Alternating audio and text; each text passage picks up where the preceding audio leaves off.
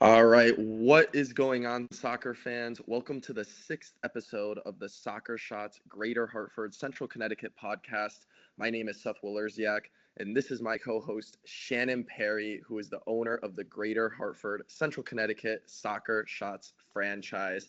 And with us today is a very special guest, Alejos, who is the owner and executive director for Soccer Shot franchises in Southwest Connecticut and Central Massachusetts. Dav, how are you doing today? Good. Good. Thank you so much for having me. Appreciate Yeah, it. it's a pleasure. It's a pleasure to have you on.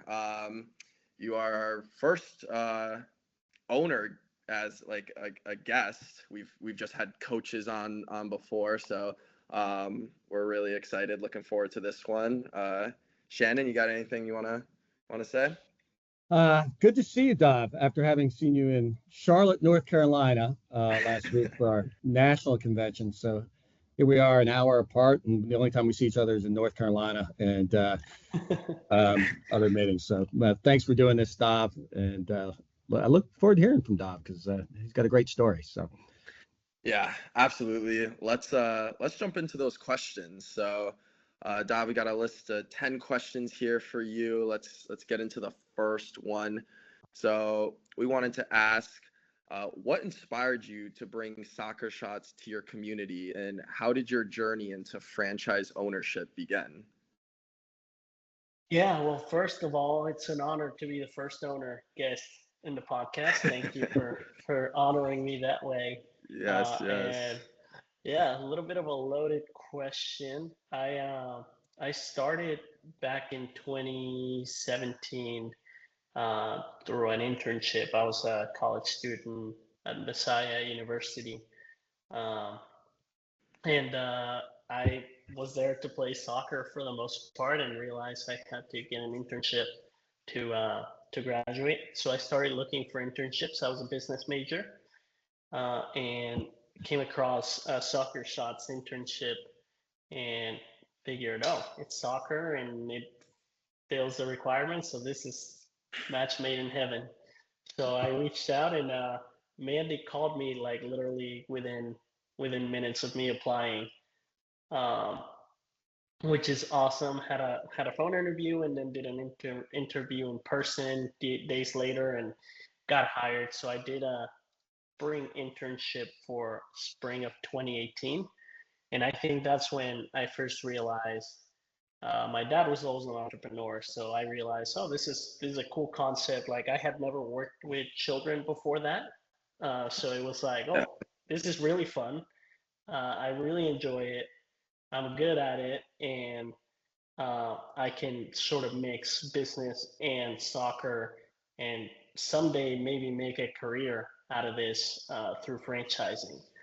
So I think that's when it all began, and it all clicked together. Uh, so then years later, once I graduated, I seeked an opportunity full time with Soccer Shots, and started working in the Harrisburg York franchise. Um, Mhm. Started as a full time coach. I think my second season, first season was winter, second season, spring. I was coaching 41 classes a week, which was awesome. Lots of challenges, but lots of great stories and awesomeness. I look back fondly on that time. Uh, and yeah, kind of kept growing there until COVID happened. And things changed a lot. And through that, we sort of explored opportunities to get our own franchise, me and my dad, who's another owner for our businesses. And we started looking at it more seriously, realized it was a true possibility. And we lived in the same area as Soccer Shots Harrisburg in New York. So we realized we couldn't do Soccer Shots there. There was already another franchise. So we had to move somewhere to start our business, and did a lot of research on markets and what would be viable, feasible, and make a good business, but also like where would we be excited about living. And we ended up settling in the New York City metro area was our final because of my wife Kelly's a musical theater performer and wanted the proximity to New York City for that. And once I had it narrowed down to 3 territories, I just took a drive and drove through all 3 of them in one day. Took 2 days, stayed at a hotel, and then to kind of decide, okay, these markets are all very similar. Where would I be excited about living in that area? And ended up settling in Connecticut. So I think the bringing soccer shots to a community was always something exciting to me because I was always very passion/mission driven.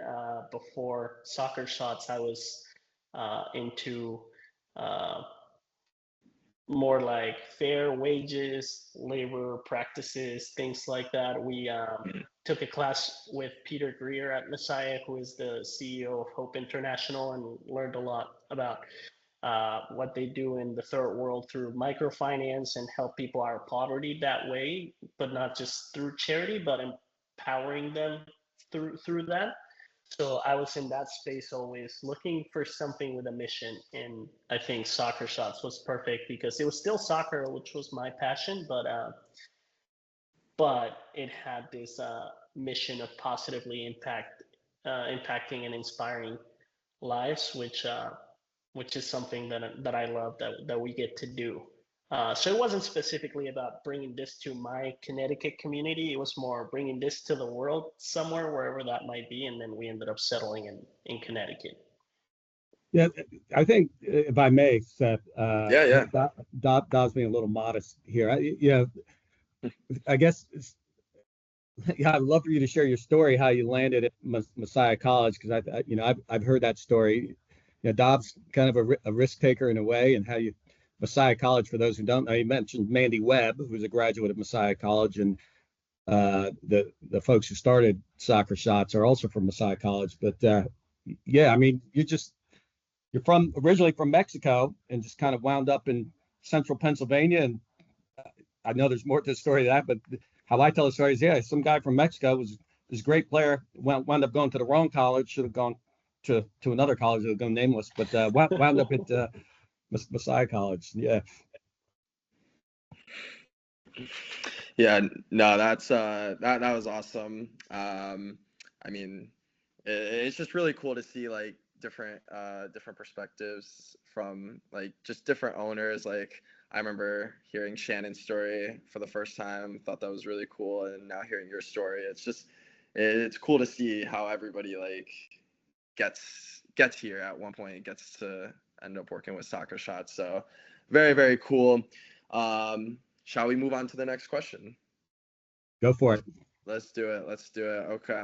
All right. So, Dav, our second question here is that every territory is, always a little bit different. What's something unique about your region that influences how you run your franchise or franchises? Yeah, sure. I feel like what makes our region unique is that it is very densely populated, but it's also one of the wealthiest counties in the country. Mm. Um, it's also, I think, the county that has the biggest uh, disparity in terms of income and wages, where you have, the biggest gap between the ones at the top and the ones that are not at the top, um, which I thought was wild. I saw that recently, that it's the biggest gap in the country. Um, but in the majority of it, I think it's a very affluent area compared to a lot of other territories. So our customer base is a little bit different than maybe what I was used to when I worked for a previous franchise. We have customers that are, highly educated and that care about different things that they already are familiar with. The concept of enrichment programs, they're looking for programs that are high value and that go beyond just the soccer aspect, which is what we do. the character development aspect of things. But that's not always the case all over the country. Sometimes people just join because they want their kid in soccer and they don't look for a socialization aspect or character development aspect. But in our Connecticut business, that's been always like a factor and something that we've had very present from the first moment. And uh, there's also a reality that there's a sense of entitlement sometimes that comes with affluence that we have to deal with, um, which can be challenging, but we've gotten used to it by now and know how to navigate those things. But you always have to be on because our customers expect the highest quality because we also price that way. Uh, so it's what we deliver. Now that we have scaled and expanded into other areas, we are learning how to adapt to different markets because our central Massachusetts business is it's a much different demographic, although that on paper there's not that big of a disparity in terms of income and whatnot. It is very different in terms of the areas that we are in Massachusetts. That is central slash western Mass, which is a lot more industrial and can be a little bit more rural and focused on big pockets of population, and then everything around is like middle of nowhere compared to where we are in Connecticut, that is basically a New York City suburb. All the people there consider themselves New Yorkers and commute into the city. So we are still learning how to run and adjust to different areas and run the same business but differently in two different areas. Yeah, no, very cool. Very, very cool. It's, again, just like very similar with the first question. I mean, it's just always interesting to see how different franchises, different territories kind of um, run their businesses, because every territory is different. There's always multiple different factors that um, you have to deal with. So thank you for that. So let's move on to the third question. Third question is, what is one program, strategy, or partnership that's really helped you grow your enrollment or brand awareness? Yeah, great one. This is one that I always love talking about because I remember the early days and how hard it is to get traction. And now that we are doing it again in other places, uh, I realize how much harder it is to not have this. But in the early days, and I know this is sort of very unique to our community, there is this organization called local mom groups or local moms groups. It's an organization. I think they do. I don't know if it's franchising specifically, but they have chapters all over the country where a mom that has time and willingness will like purchase rights to a chapter and use the branding for this group. The local moms network is what it's called, and they get the title for their town. So we have the local moms of Fairfield, local moms of Stanford, local moms of different areas. They have a website, they have an Instagram account, they have Facebook accounts, they have email newsletters and whatnot. And it's designed to be this like mom one-stop shop for everything. They have resources for, you know, medical, childcare centers, sports, food, like summer camps, like everything. They have it all in there. And depending on it, it is very dependent on the operator at your town. So there are some towns that we have um, where the local mom group for or local mom account of that brand in that town has 2,000 followers on Instagram, and then I have some where the town in that account on Instagram has 25, 30,000 followers on Instagram, where for those big ones, if you develop a relationship, they do a post for you, and every time they post, you're getting enrollments, you're getting everything. They blast an email, they do all these things. So I think from the beginning, we connected with the mom. Her name's Jess, for our town in Fairfield where we started. And she had over 25,000 followers on Instagram. That's where we found her. Wow. So we reached out to her. We just like DM'd her on Instagram. We were like, hey, sorry, we're not looking for any free promotion because we didn't have any. We also didn't have any money at the time. We were just starting. We're like, we're not looking for any free promotion, but we are having some free classes to promote our new program. Would love, since it's free, if you spread the word and see if any community members would like to attend. And she was like, yeah, That's no awesome. problem. I'll share it for you. So she shared our free sessions. This was the first free sessions we ever did, summer of 2021. She shared that, and because of that, we filled the free fun day, the free classes, after she shared it. And then she brought her daughter, who was also of that age. She was 3 at the time, I believe 3 or 4. So she brought her daughter, and her daughter participated in the free sessions, and she did like an organic story and post after of like her Wow. daughter doing it, and she was like, if you're looking for soccer, this is the place to do it for your little ones. Like, she loved the program.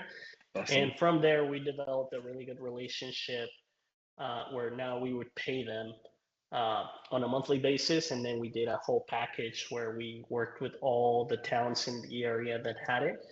And man, that was the biggest like gasoline to our fire in the first like year and a half. That Yeah. was, I think, very key to our early success. That right now in the other areas we don't quite have that, and it's proven to be way more difficult without it. Yeah, no, that was really cool to hear actually. That was awesome. It just shows how like important like connections are, like because you never know who you're gonna run into. You never know how they can help you, you can help them, and like you were just saying, I mean, it just took off for you after that, and that's amazing. So, Shani, you want anything to add? Do you know the Greater Hartford local mom? Just That's what I was gonna. Yeah, right. well, it's interesting because yeah, just listening to Dob tell that story, I was sitting here looking on Instagram for the Greater Hartford local moms when, maybe I should have been aware of that group, but I was not aware of that group. But then you come across all the other moms groups, and I think, Seth, to your point, every franchise operates a little bit differently based on the personalities and their experiences, and why we get so much value from each other in learning different things and hearing different ways of doing things. It's so can thank you, Don, for that share. I think one, if we could just circle back, because I'd be kind of curious how you do this. You, Connecticut, you mentioned the disparities in wealth and reaching kids, and your statistic there, I've heard numerous times over the years, it's not just in Fairfield County, but Connecticut itself has got the biggest gaps in terms of wealth and poor. And you can kind of see in Hartford and Bridgeport and some of these towns. And, I personally say, hey, how do we figure out different ways to reach kids who can't afford it? And I'm just curious, given your passion for mission stuff, have you tried to do that, or have you thought about ways to do that? Is that something that's on your radar, perhaps, to reach families that might not be able to afford soccer shots? Yeah, just be curious your thoughts on that. And Yeah, absolutely. Yeah, I think we tried in the early days, but we didn't have enough of a cushion to make it work. Now that we're getting to a different stage in our business, it allows for so much more flexibility and for you to evolve in different ways. So we have a project that we're working on that is going to be, we tried a couple years ago doing like a scholarship type of situation, but it was too uh, too complicated and just harder to manage. So we couldn't get that off the ground. But now we're working on something similar that is like donation based, where we might be able to, you know, go into larger corporations, and pitch the ability for them to donate a season to a low income school, or accounts like that might need it. Um, so that's something that we're working on, that we want to do, because when we started, I remember we were the only ones going into neighborhoods in like Bridgeport, for example, where there's so many kids and so many people that love the idea of the program and want to do it. There's so much like hunger for it, because nobody's coming to them. Nobody is getting into those areas. So that's something that we want to tackle. And then one of the other things we've done is providing our program through funding from grants. We've worked closely with a couple schools that have been writing and applying for grants. We've supported them through that, and then provided the program that way. So that's been really cool and fulfilling to see as well, because uh, we're able to also, because they sometimes need documentation for the grant and what uh, to continue getting funded, we're able to track a little bit more closely and specifically the progress of the group and of children, uh, which is always really cool to see at the end and reflect of like, oh, look how far we've come in just 6-8 weeks, whatever it may be. Yeah, that's awesome. We've had some varying degrees of success with Grant with the Hartford program as well, and kind of looking at some opportunities now.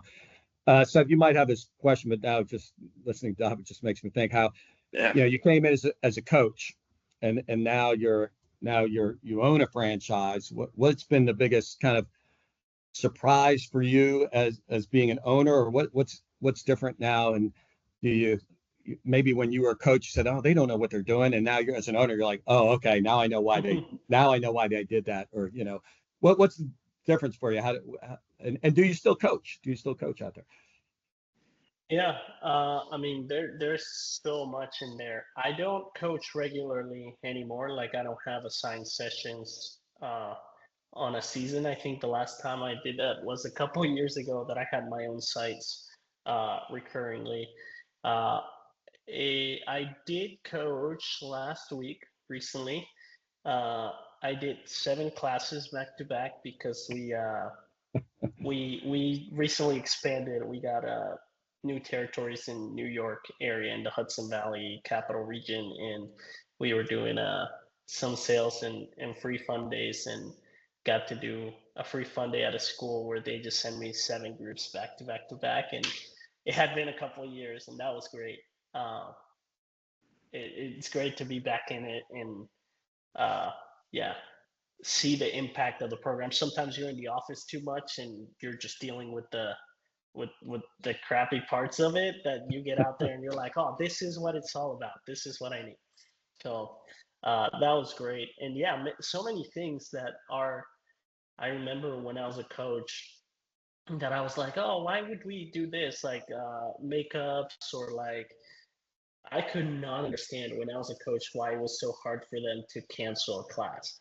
Like, I was like, it's April, we're getting snow. It wasn't hard snow, but I was like, at the time, I was like an intern, and I was like on my, I don't know, early years as a Mexican in the US. And I just could not fathom the idea that it was snowing in April. So it was like barely snowing, and I'm at this school in a kinder care, and I have an outdoor class for the spring, and it's like, wait, we're not canceling? We're going for this? Okay. And I was just like, why can't we cancel? It's snowing, it's cold, it's miserable. Why would we want to do this? And uh, I still gave my all. My all. The kids had a good time, but now that I'm on this side of everything, I'm like, no, I get it. It's just so hard logistically to coordinate everything and deliver the experience, that there's just so little room for Yeah. everything. So those are the things that were like challenging for me to understand back then, that now I'm like, no, I 100% get it. And then at the same time, there were things that I think back then I would identify and see I feel like this could be done a little bit differently and whatnot, and I've tried to bring that into our businesses and implement some of that, some of those things that uh, we think could be beneficial in the long term. As a small business, now you're the owner, and I know when I started, right, you do all the coaching, and you actually my biggest surprise was I never understood why there were no sessions going on from 12 to 2, and it took me about a year to figure out, oh, that's nap time. But I never could figure that out. But what maybe talk, was it hard for you to let go of the coaching and have other people do the coaching, because you know how you do it, it's going to be good, and then but in order to grow to some of the places, you can't coach everywhere. You can't coach in New York and Massachusetts at the same time. And maybe speak a little bit to what do you look for in coaches, and how you go about training them, that kind of thing.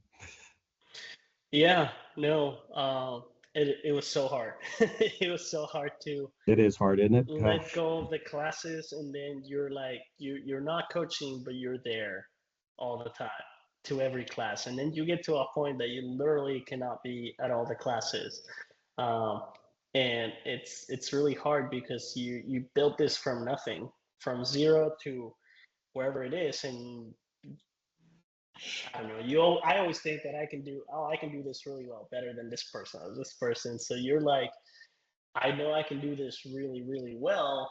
Uh, so it was very challenging, but also I think it was my dad that helped me understand in the early days that, what was our goal here and what do we want to build, and if it's something much larger than what we had to scale, and to scale, I couldn't be the one doing that all the time.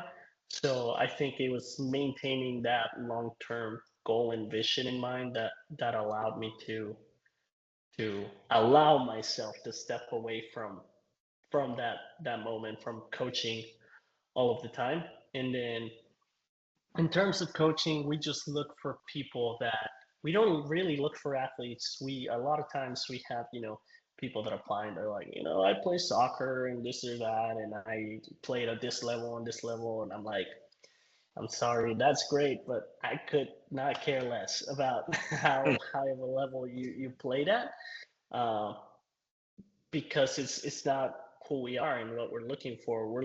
Normally we have most success with educators, teachers, people that work camp, but it's not exclusive. We can hire anybody, but we're looking for people that love spending time and working with children.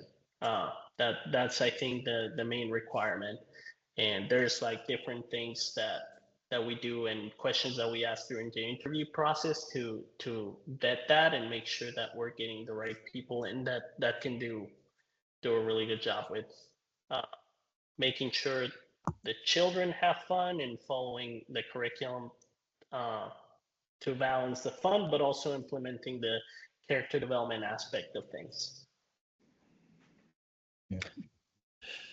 Yeah, no, that was great. I agree with all that. I mean, I know Shannon and I have both trained many coaches in our time here. Obviously, Shannon much more than me, but we both take the recruitment of coaches very seriously, because we both know our skills and abilities out on Soccer Island, and we want to make sure that kind of gets reciprocated by the coaches we hire, so the kids can just have the best experience. So that was great. Oh, go ahead. I just want to echo what Dov said. That's the hardest thing is it's that connection with the kid, and that we're the three of us all played soccer and that kind of thing, and I can remember we've had whatever D1 coach come in, D3 coach come in, and they've got the great soccer resume, but they can't connect with the kids, and don't know how to make it fun, or they're too cool for school, or that kind of thing. And I'd love to say it's a science. I've been right on some and been totally wrong. I swear that person's going to work out, and they don't. I've had too many of those stories. And how you get those coaches to be better is always a struggle. But also understanding we all have different styles, right? So just because I coach one way doesn't mean Seth can't coach a different way and be just as effective. So giving, just like your kids, giving them enough chance to succeed and excel. So yeah, that's the ongoing thing. I'm glad. Maybe Dov, I just need to get larger. I find that I can't show up at Soccer Island without stepping in. That was my hardest thing. So I stopped showing up in soccer gear just to make sure I wouldn't coach. I would show up in a pair of, long pants, actually, just so I would not get out there. And I found that if the more I step in, the less that coach is going to get better. You have to let them fail. And that's a hard thing to learn when, like you said, when it's your baby and you're trying to get it to let go, right? And so Bill Gates doesn't write code anymore. It's kind of what I tell myself. He mints money, but he doesn't write code. So yeah. Yeah, that's awesome. So that's actually a perfect connector into kind of our next question. We kind of went over the fourth question already, which was about the coach, which was going to be about the coaches training and recruitment. So let's kind of move on to that fifth question, and that is, Dov, can you share a moment or story where you really saw the impact that Soccer Shots had on a child or a family? Yeah, there's one that I remember very vividly from the early days. It was when I was still working here at Harrisburg in New York. We were doing a winter league for Premier, and we it's mostly scrimmaging, and it was winter, so it was inside a gym, and it's loud and uh, challenging. We had two coaches. There was a lead coach and an assistant. So it was me and another coach who was a Messiah buddy. And I remember Jason Webb, who's co-founder of all of Soccer Shots, but also owns Harrisburg in New York with Mandy. He was doing the kickoff at that location, and he came up to me and he told me about this child that had a hearing disability, um, that he had to wear like an earpiece of sorts that kind of blocked some of the noise because it was pretty overwhelming in that gym. But then I had to wear a microphone here around my neck and kind of like be aware of, if I'm talking to the group and addressing the group, I have to not like scream into it, but also I could talk to him through that into his ear. Um, and that was a really cool experience because I got to see how uh, that child who was at a disadvantage from a lot of others kind of started, and how he developed and got comfortable with the group through the 8 weeks of this. Um, I think that's the most rewarding part, like seeing them not really develop in terms of soccer skills, but come out of their shell and feel comfortable in who they are, despite of whatever adversities they may be facing, that are evident or hidden, and having the parents and the family come after at the end of the season and express how grateful they were that we were able to accommodate him and whatnot. And I think that's the essence of who we are as Soccer Shots, just being able to welcome everybody despite whatever it may be, and be a great welcoming experience for anybody.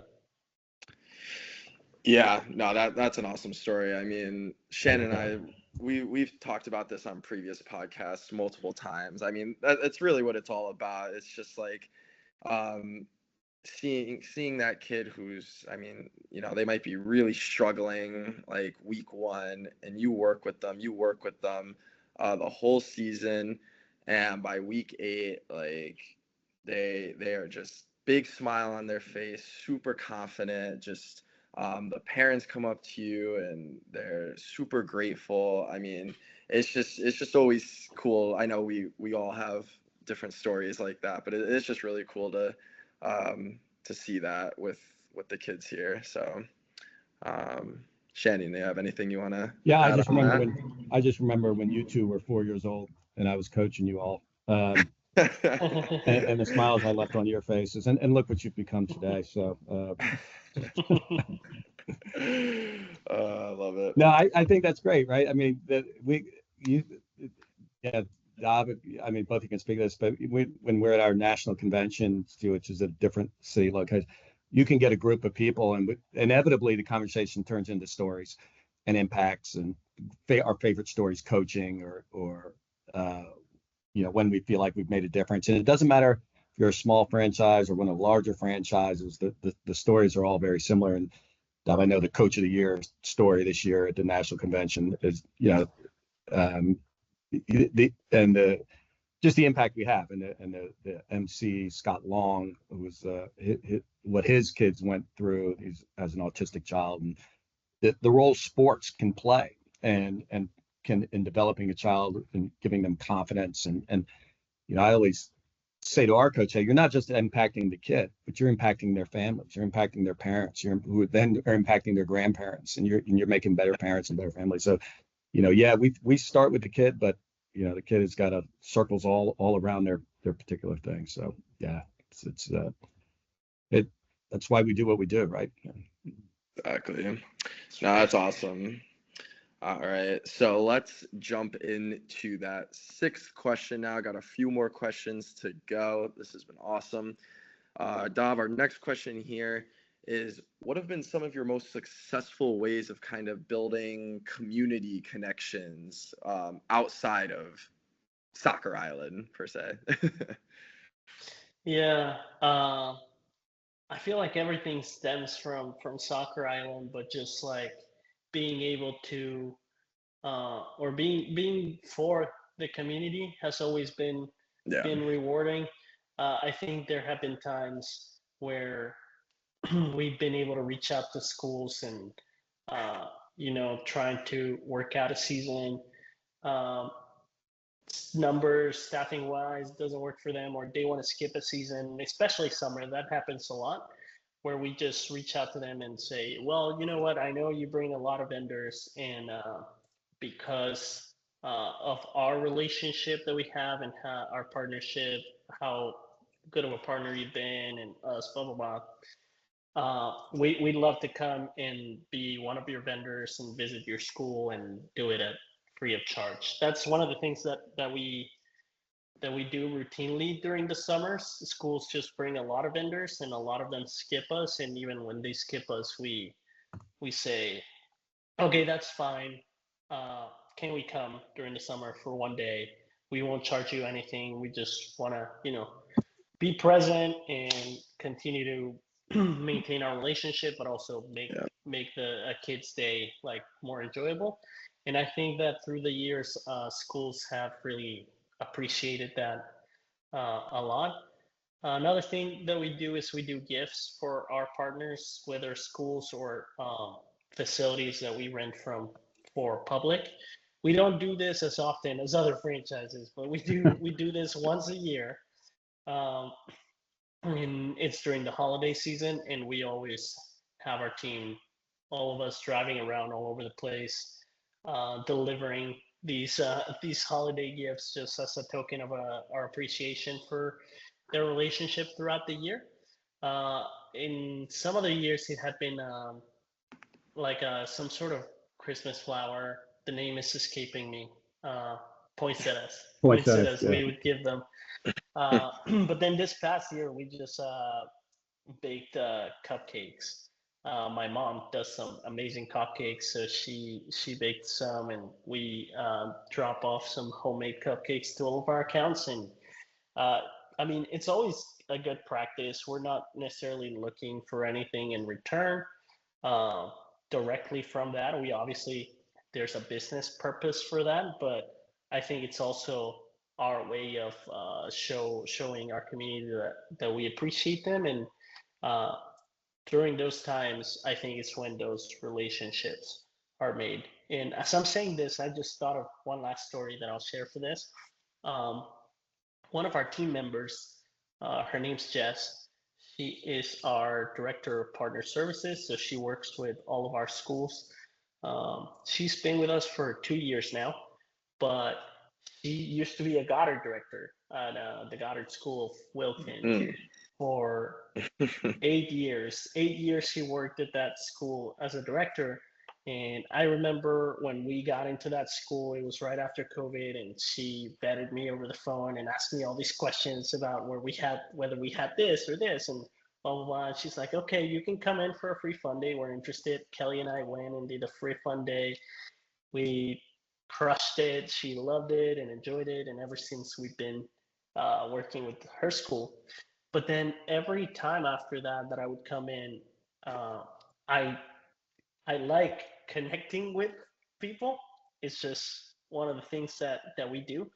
So I always try to find ways to make it not a transactional uh, situation, but more of a relational Right. interaction. So obviously, people are people. There are people that works better with, and that they're like open to that, and people that are just like, okay, you're taking my time, get away, like let me do my job.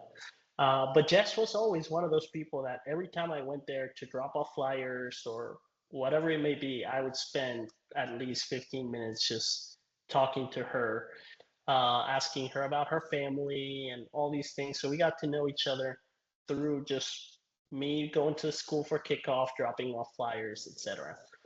And then later on came the time when her daughter graduated the school and she didn't want to do the commute anymore, so she was leaving Goddard, and she reached out to us and said, I love the business that you and Kelly are building and the way that you guys work.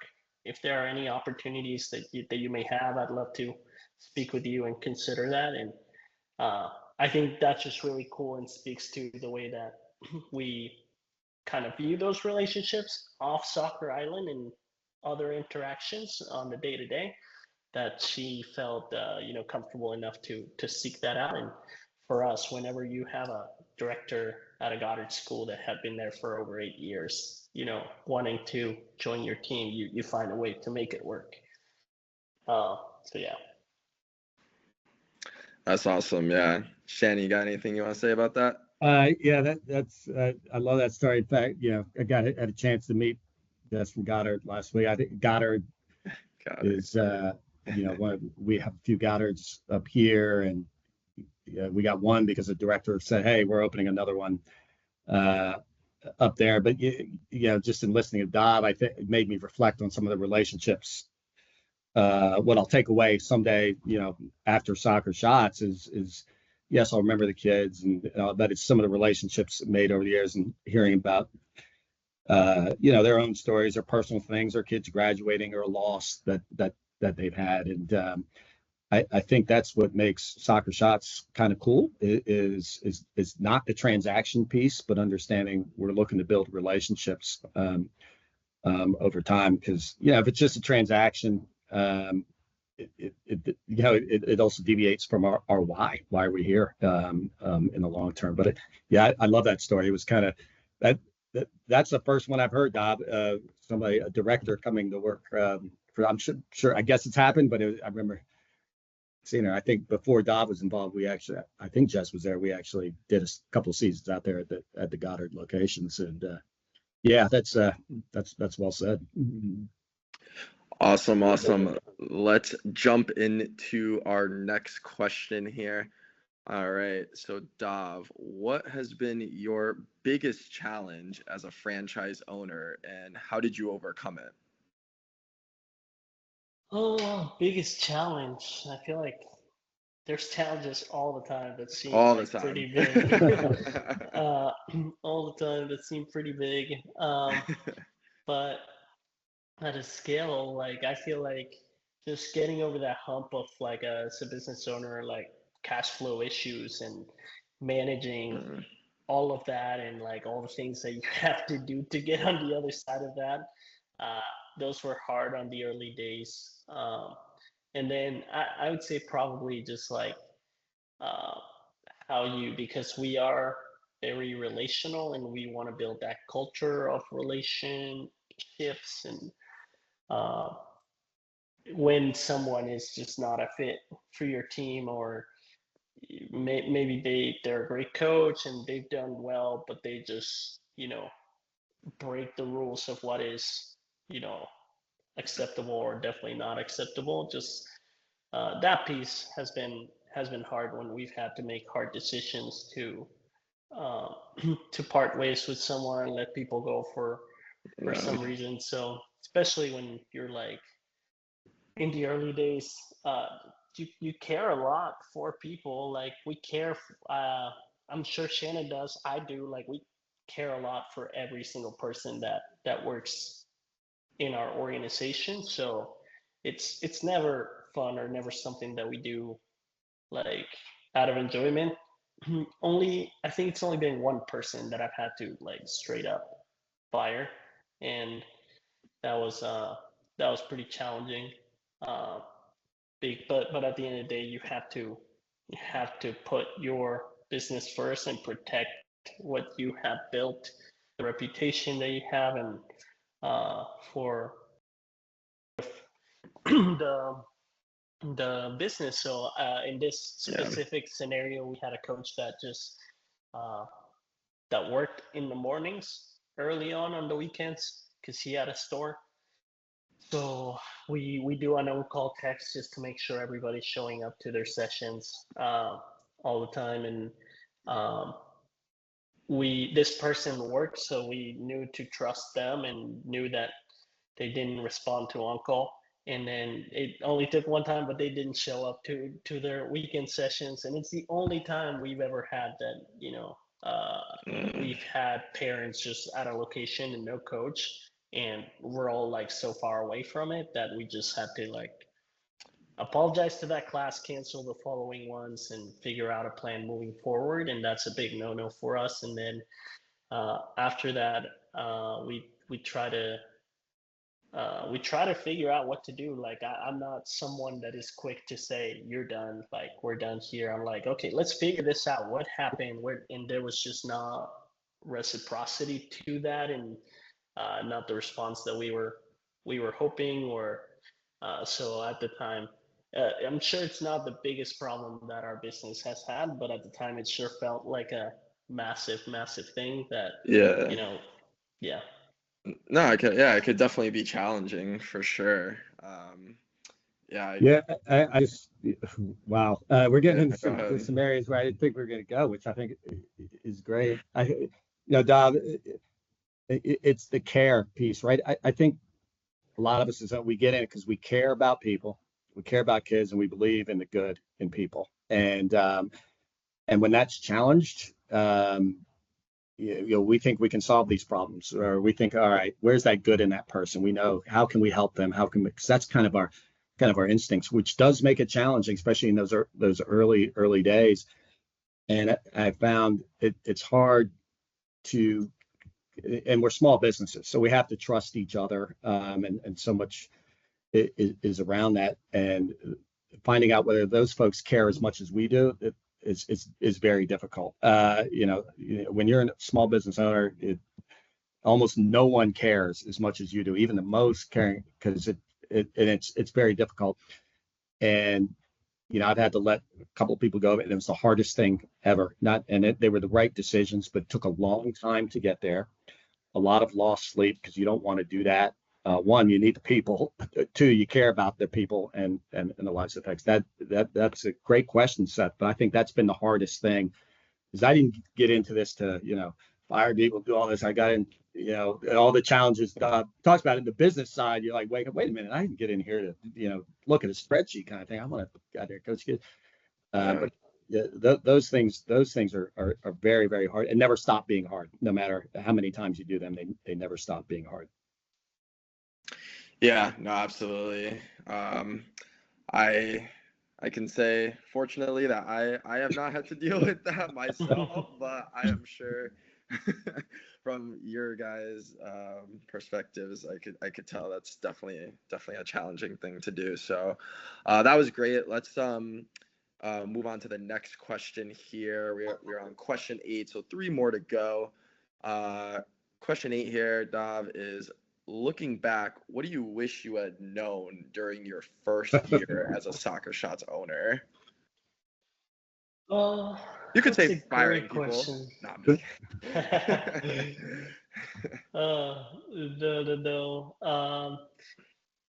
Let's see. I feel like it is just a little bit more awareness regarding leadership. When you Mm, start, I felt like I started knowing almost everything about soccer shots. I had spent a couple years at another franchise with great leadership and people that cared and that mentored me and got me to a place that helped me understand and be very well prepared for the operations of the business and things like that.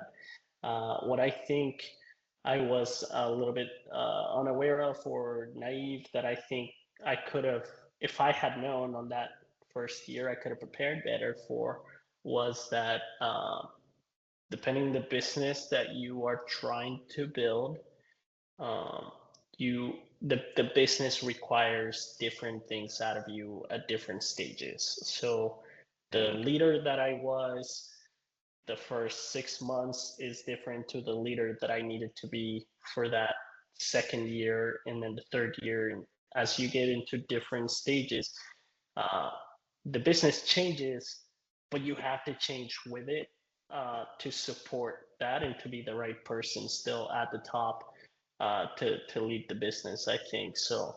In the early days, I think as we were growing quickly and evolving, there were times where maybe I wasn't prepared to lead my team the way that I needed to lead them for us to be successful or uh, to scale the business because you're in like, oh, I'm doing the same things as I was and we were successful, like what's the difference? But um, yeah, the business demands different things out of you at different stages for it to be successful, and it's not something that just happens. Like it's not like yesterday I was this person and tomorrow it requires me to be this person and now I'm ready to be this person. Like you have to continue investing in yourself and in your own growth outside of running a business to be yeah. able to continue to keep up with that.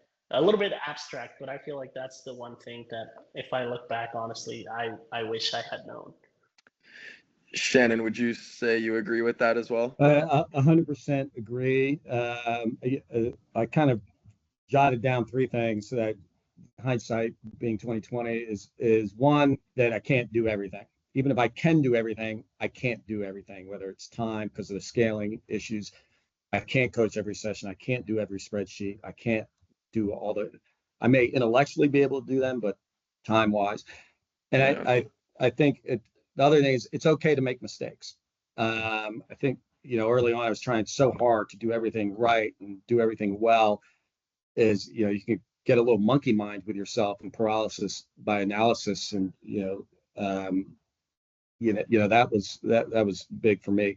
And it goes in with hiring people is I would say to any business owner is make a bet on people early in the process, and take your chances in hiring good people. I when I started, I waited probably too long to hire that first person because I was so worried about it, but would not have grown without it.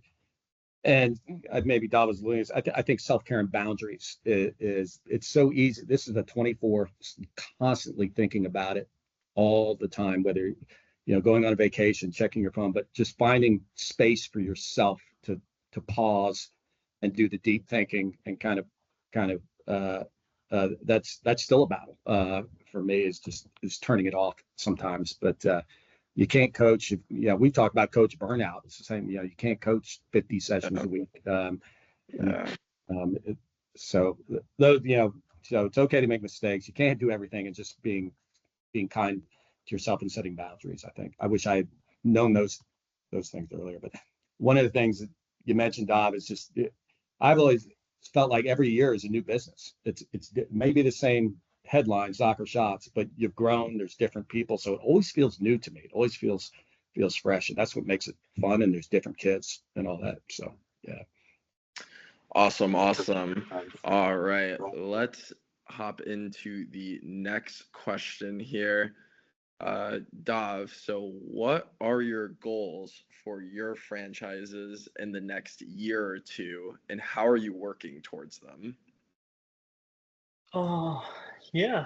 I feel like our goals are different for each business, but I think the newest to Massachusetts, because we're barely a year old now, in New York, that is in its birth right now. Yeah. I think the main goals for the next couple of years is self-sustainability, being able to grow the business to a point that it's self-sustaining and we don't have to support it financially from our other business. So I think that's the main priority, that we can get an office in each space, and we can you know support it well and continue growing it with the team that it has, and it's self-sustaining. For Connecticut, uh, which is our senior business now, I think the goal for the next couple of years is profitability. Now focusing on growing that. At the end of the day, it is a business, and for us to continue impacting children, it has to be profitable. And we've gotten there, but just not to the extent that we want, because we've continued investing in our growth and building a team that can support that growth. And now we feel like we have a team in place, that is the team that is going to take us to the moon. We have a great team. We've invested in this team.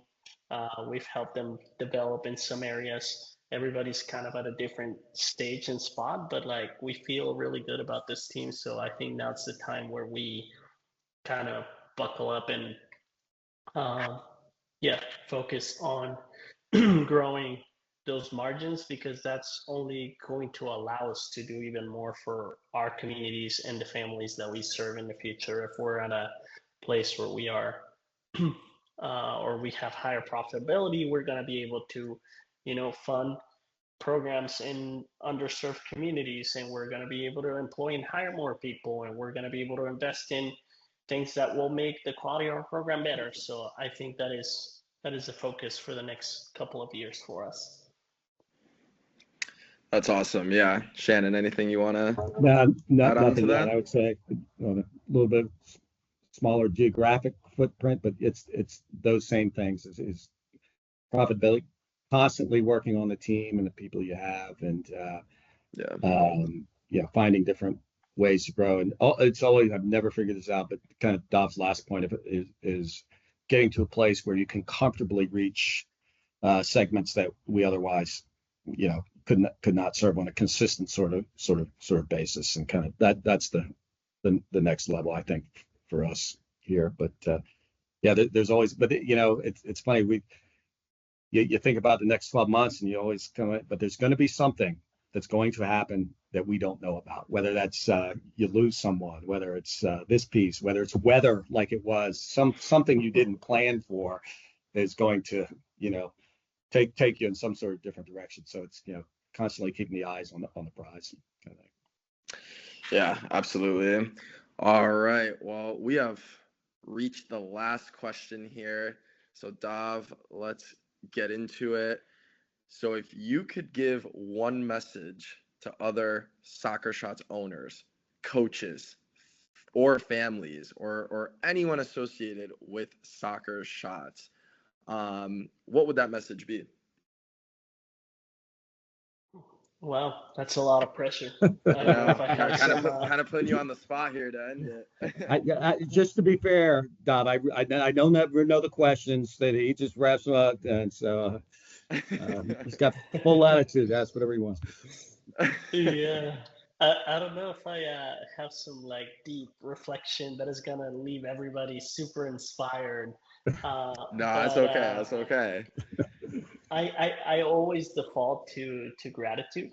Like to Yeah, our families and children, thank you for being part of this journey with us, and to absolutely. helping us achieve our dreams of, you know, making a living out of, helping children grow and develop and form the future leaders of For this sure. world. I think is a great privilege that not many people in the world have, to be able to, make a living out of this thing that is such a joy, but also a tremendous responsibility, or that's the way that we take it. Into our coaches, thank you for being part of this journey with us and helping making this vision come to life. At the end of the day, no matter how good of a job we do behind the scenes and how great of a leader I am or how poor of a leader I am, like at the end of the day, what matters is how the coaches show up for those children every day, and we have influence over that, but they are the product, they are our brand, they are our legacy. And to other owners and team members that have been involved in this journey, just thank you for their support and mentorship and investment into me to be able to be where I am today and do what I do, which is awesome and a great blessing. And to always be being a community that is so willing to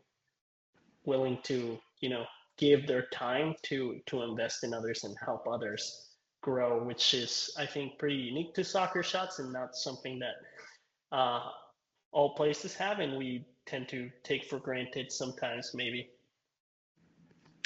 Yeah, no, look at that.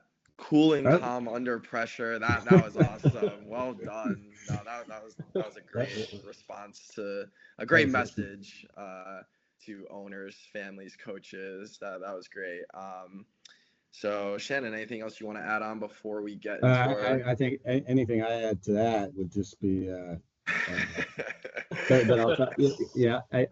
but I'll say two things, and Seth, you've heard me say one all the time, is honor your impact. And we need, if you're working with Soccer Shots as a coach or staff, whatever, you have an impact, and you need to honor that every time you go out there. And kids don't care if you're tired or whatever, but you need to honor the impact that you have. And grateful. I hadn't thought that. That was awesome, Dom. I always love my last session with my coach. I have the kids, run over, thank whoever brought you here. Thank you, mom, your dog, whoever brought you here. And it truly is a privilege to that they've entrusted us with their kids, which is the most.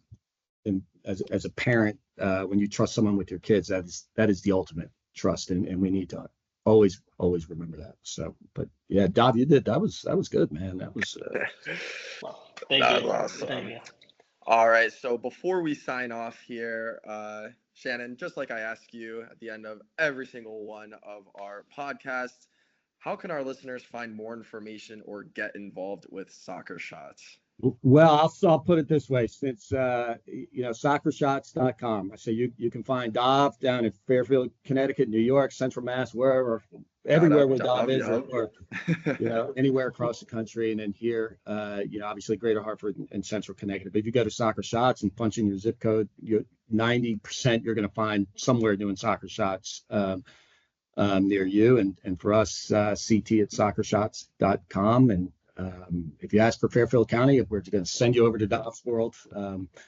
Anyway, so, but yeah, and that's it, man. Awesome. All right. Well, we want to thank you all for watching. We hope you guys enjoyed the 6th episode of the Soccer Shots Greater Hartford, Central Connecticut podcast. If you like the video, please give it a like, comment what soccer-related topics you would like us to talk about next, and most importantly, don't forget to hit that subscribe button. This is Seth, Shannon, and Dov signing off, and remember to always enjoy the beautiful game.